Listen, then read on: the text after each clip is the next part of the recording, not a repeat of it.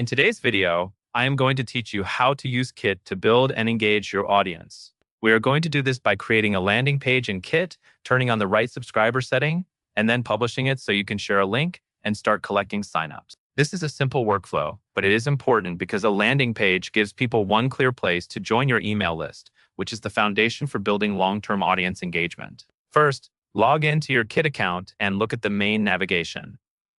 Go to Grow, then choose Landing Pages and Forms. This is the area where Kit keeps the pages and forms you will use to capture new subscribers. Next, select Create New, and then choose Landing Page. Kit will ask you to pick a design template. You can choose any template you like, since the goal here is to get a functional page live quickly. For example, you might select a template like Abby. Once you have found a template you want to use, click Choose to load it. After your landing page opens, go to the top right and click Settings. In the Settings menu, find and select Incentive. This section controls how Kit handles confirmation for new subscribers, which affects how quickly people get added to your list.